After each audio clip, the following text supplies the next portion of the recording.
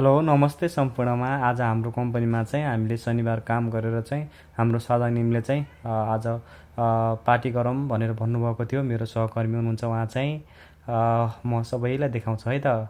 हाम्रो दिदी साउको छोरी हुनुहुन्छ उहाँ है। हाम्रो थिम्जाङ हुनुहुन्छ उहाँ चाहिँ साउको छोरा। यहाँ फान्साङ देख्न सकिन्छ, थुप्रै फान्साङहरू छ फान्सानहरू। हाम्रो साउको छोरी है उहाँ चाहिँ विवाह गरिसक्नु भएको छ, दुईवटा भान्जा भान्जी छन्।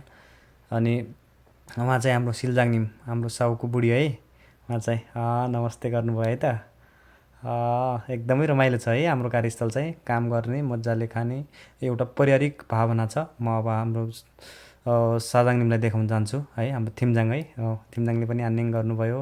मेरो सहकर्मी हुनुहुन्छ उहाँ चाहिँ, सहकर्मी पनि खाइरहनु भएको छ, मनोज महर्जन। अब साउको नाति नातिनालाई खेल्नलाई गराएको हो यो। ओह साउनीका साउजीका यो उहाँहरू है, नाति नातिना हेर्नुहोस् त। ओह हाम्रो साधाङ एकदम राम्रो मान्छे हुनुहुन्छ। काम गर्ने मजाले खाने, धेरै खा भन्नुहुन्छ मलाई चाहिँ है। तैँले धेरै खानुपर्छ, तँले दुब्लो छस् भन्नुहुन्छ।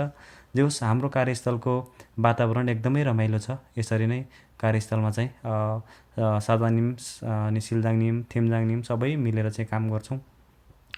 कम्पनी धेरै ठुलो छैन, हामी 20-22 जना काम गर्छौँ। तर फुड कम्पनी हो, एकदमै राम्रो